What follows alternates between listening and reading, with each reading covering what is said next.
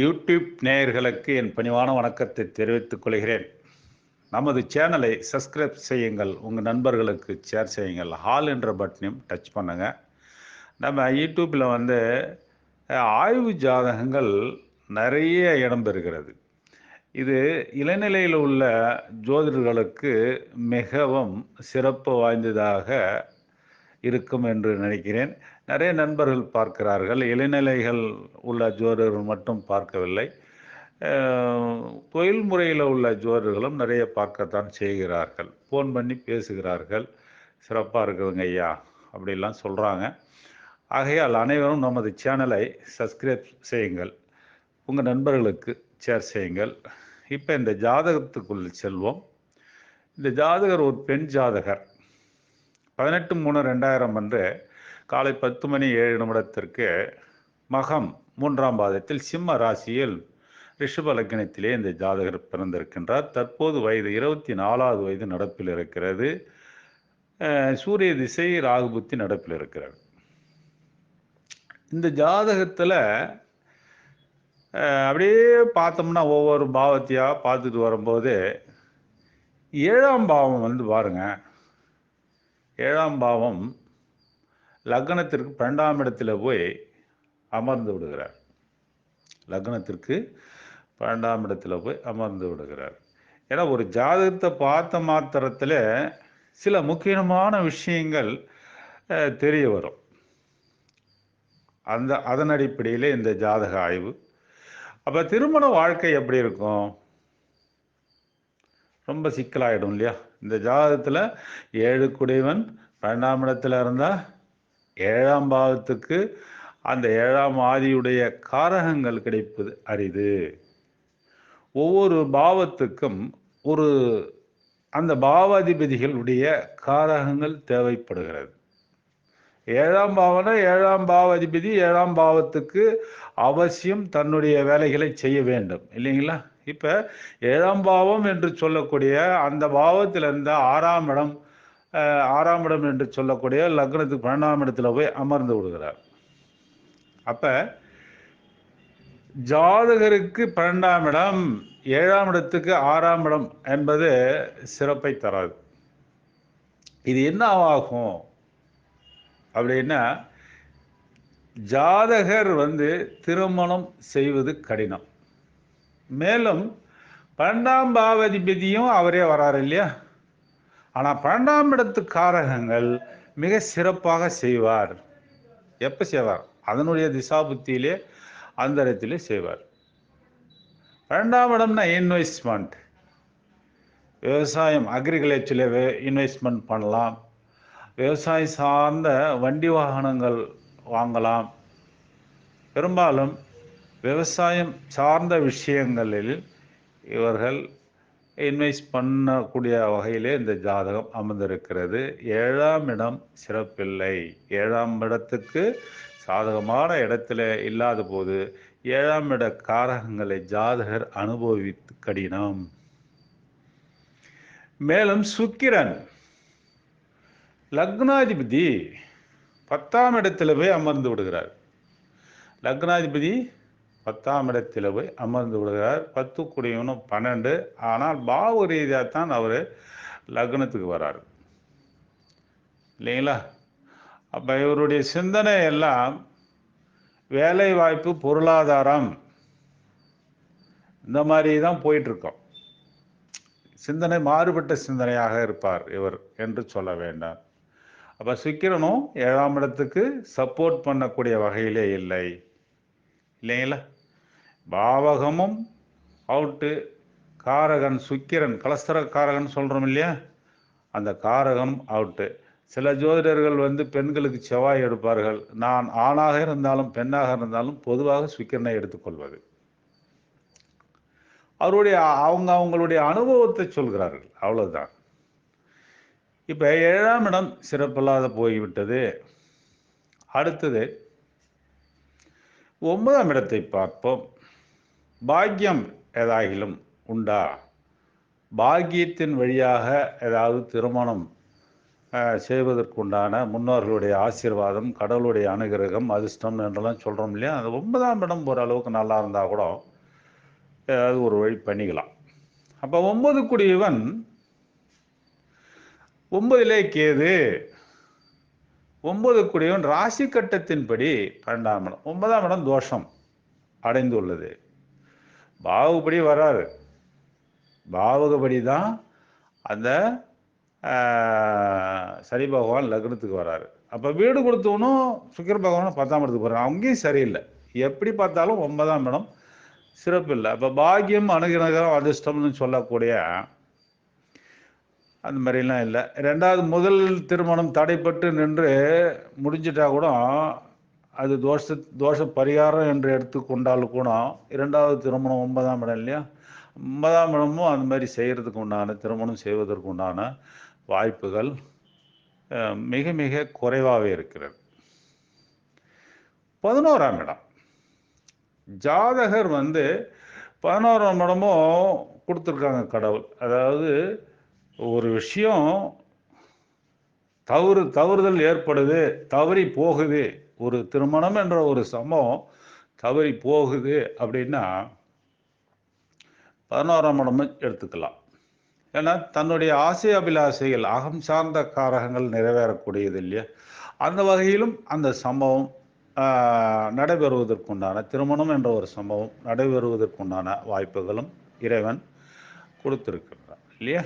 அப்போ 11ஆம் இடத்திலே பாவர், 11 கூடியவனும் குரு பகவான் லக்னத்திற்கு 12ஆம் இடத்துல போய் அமர்ந்து விடுகிறார். இதுவும் தோஷம் ஏற்படுகிறது. அப்போ 7ஆம் இடம் சிறப்பில்லை, 9ஆம் இடம் சிறப்பில்லை, 11ஆம் இடமும் சிறப்பில்லை. சரி, 5ஆம் பாவம் சிறப்பாக இருக்கா? 5ஆம் பாவம் எதுக்கு சார் அப்படின்னு கேட்கலாம். 5ஆம் பாவம் தான் ஒரு மாப்பிள்ளையை பார்த்த உடனே இந்த மாப்பிள்ளை திருமணம் செய்து கொள்கிறேன் என்ற எண்ணத்தை தூண்டக்கூடியது. 5 கூடியவனோ 10ஆம் இடத்தில், 5ஆம் இடத்துக்கு 6ஆம் இடத்தில் போய் அமர்ந்து விடுகிறார். இது பலம் குறைந்திருக்குது, முழுமையான பலத்துடன் இல்லை என்று தான் சொல்ல வேண்டும். போல்டா சொல்லணும், அந்த மாப்பிள்ளையை நான் கல்யாணம் பண்ணிக்கிறேன் அப்படின்னு சொல்றதுக்கு வாய்ப்பு குறைவா இருக்கிறது. 3ஆம் இடம் பார்ப்போம். இந்த 3ஆம் இடம் எதற்குன்னா, தகவல் தொடர்பு. ஒரு தகவல் வருது, ஒரு வீட்டில் மாப்பிள்ளை இருக்கு, அந்த மாப்பிள்ளைக்காரங்க அந்த பொண்ணு வீட்டுக்காரங்களுக்கு தகவல் கொடுக்குறாங்க அப்படின்னா அந்த பாவம் தான் 3ஆம் இடம் இல்லைங்களா? 3லே ராகு. இந்த 3 கூடியவன சந்திரன் 4ஆம் இடத்துல போய் அமர்ந்து விடுகிறார். இதுவும் சிறப்பில்லை என்று தான் சொல்ல வேண்டும். ஏன்னா வீடு கொடுத்தவன் சந்திரன் சிறப்பாக இருக்காருன்னா சந்திரன் அங்கே நிலையா இல்லை. ஏன்னா சந்திரன் செம்மராசி மக நட்சத்திரத்தில் இருக்காரு. வீடு கொடுத்தவன் தன்னுடைய பாவத்துக்கு 8ஆம் இடத்துக்கு போயிடுறாரு. இப்படிலாம் கணக்கு பண்ணும்போது அங்கே 3ஆம் இடமும் பெருசாக அந்த செய்திகள், முழுமையான செய்திகள் இவர்களுக்கு அடையாது. இவர்கள் மாப்பிள்ளைக்கு கொடுக்கின்ற செய்திகளும் அங்கே முழுமையாக போய் சேருவதற்குண்டான வாய்ப்புகள் மிக மிக குறைவு. இந்த மாதிரி ஜாதகங்கள் நிறைய வந்து கொண்டே இருக்கிறது. இது நம்ம ஒன்றும் பண்ண முடியாது. நம்ம தெரிஞ்சுதான் நம்ம சொல்கிறோம். ஜோதிடத்தில் உள்ள விஷயங்களை நம்ம தெரிஞ்சதான் சொல்கிறோம். வேலை வாய்ப்பு அப்படின்னா வேலை வாய்ப்புக்கு தகுதியான ஜாதகம் என்று சொல்லலாம். ஏன்னா 10 கூடியவன் 10ஆம் இடத்திலே புதன், சுக்கிரன், மேலும் 10 கூடியவன் ராசி கட்டத்தின்படி 12ல் பாவகப்படி தான் அவர் லக்னத்துக்கு வர்றாரு. இந்த மாதிரி சொல்லலாம். மேலும் 2 கூடியவனும் அங்கே ஓரளவு சிறப்பாக இருக்கு. ஏன்னா 2 கூடியவன் 10ல் இருப்பது சிறப்பு. 6 கூடியவன் சுக்கிர பகவான் 10ல் இருப்பது சிறப்பு. பொருளாதாரத்துக்கு மிக சிறந்த ஜாதகம், வேலை வாய்ப்புக்கு சிறந்த ஜாதகம். இருப்பினும் உடல் நிலையை கவனத்தில் கொள்ள வேண்டும். 10ஆம் அதிபதி 12ல் இருக்கின்ற பொழுது வேலை செய்கின்ற இடத்திலே சில சிக்கல்கள், பிரச்சனைகள் வருவதற்குண்டான வாய்ப்புகள் இருக்கு. அதனால் இந்த பொருளாதாரம், வேலைவாய்ப்பு இந்த ஜாதகத்திலே மிக சிறப்பாக இருக்கின்றது. திருமண வாழ்க்கை என்பது சிறப்பில்லாத ஒரு சூழலில் இந்த ஜாதகம் இருக்கிறது. மேலும் தற்போது நடக்கின்ற திசாபுத்தி திருமணத்துக்கு சாதகமே. சூரிய திசை, ராகு புத்தி. சூரியன் 11ஆம் இடத்திலிருந்து திசை நடத்துகிறார், ராகு 3ஆம் இடத்திலிருந்து புத்தி நடத்துகிறார் இல்லைங்களா? இது இருவருமே இந்த 2 கிரகங்களுமே திருமணத்துக்கு மிக மிக சாதகமாக தான் திசை புத்தி நடந்து கொண்டிருக்கிறது. ஆனால் 7ஆம் பாவம் சிறப்பாக இயங்கவில்லை. சிறப்பாக இயங்கினால்தான் அந்த சம்பவம் நடக்கும், இல்லைன்னா நடக்காது இல்லைங்களா? அதே போல் 3ஆம் பாவத்திலிருந்து ராகு புத்தி நடத்துகிற தொலைத்தொடர்பு கம்யூனிகேஷன். இவங்க ஒரு தகவலை கொடுக்குறாங்க அப்படின்னா மிக விரைவில் போய் சேர வேண்டும். அந்த ராகுக்கு வீடு கொடுத்தோன்னே தன்னுடைய பாவத்துக்கு 8ஆம் இடத்துல போய் உக்காந்துக்கிறாரு இல்லைங்களா? ராகு 3ஆம் இடத்தை இயங்கும்போது தகவல் தொடர்பு போகும் இல்லையா? அப்போ ராகுக்கு வீடு கொடுத்தோன்னு தன்னுடைய பாவத்திற்கு 8ஆம் இடத்துல போய் அமர்ந்து செய்தி இவங்க ஒன்று சொன்னாங்கன்னா அங்கே போய் சேரக்கூடிய செய்தி ஒன்றாகத்தான் இருக்கும் இல்லைங்களா? சிறப்பை தராது. அதே போல் 5ஆம் பாவம் இயங்குகிறது. 5ஆம் பாவம் சிறப்பான முறையில் இயங்கவில்லை என்றுதான் பொருள் கொள்ள வேண்டும். 7ஆம் பாவம் சிறப்பில்லை. 7ஆம் பாவம் இயங்குகிறது. ஆனால் 7ஆம் பாவம் லக்னத்துக்கு 12ஆம் இடத்துல போய் அமர்ந்து விடுகிறார். அதனால் அந்த இயக்கம் சிறப்பான முறையில் இல்லை. 9ஆம் பாவம் இயங்குகிறது. 9ஆம் பாவத்திலே கேது 12லே போய் அமர்ந்து விடுகிறார் வீடு கொடுத்தவன். அதுவும் சிறப்பாக இல்லை, பாக்கியம் கிடைக்காது இல்லைங்களா? 11ஆம் இடத்துல இருந்து சூரியன் திசை நடத்துகிறார். 11ஆம் இடம் இயங்குகிறது. 11ஆம் இடம் சிறப்பாக இருந்தால்தானே அங்கே தன்னுடைய ஆசை அபிலாசைகள் நிறைவேறும் இல்லைங்களா? 11 கூடவும் 12ஆம் இடத்துக்கு வந்துடுறாரு. அப்போ இயக்கங்கள் சரியில்லாத போது அங்கே திருமணத்துக்கு உண்டான திசாபுத்தி நடந்தாலும் கூட கிரக நிலைகள் சிறப்பாக இருந்தால் மட்டுமே அந்தந்த காரணங்களை ஜாதகர் அனுபவிப்பார் என்று சொல்ல வேண்டும். நமக்கு மேல் இறைவன் ஒருவன் இருக்கின்றான், பிரபஞ்சம்.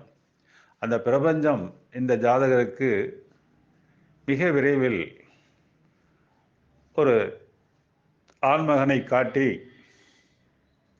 திருமணம் செய்து வைத்து இந்த பிரபஞ்சம் அருளாசை வழங்க வேண்டும் என்று இந்த ஜாதகருக்கு வேண்டிக் கொள்கிறேன்.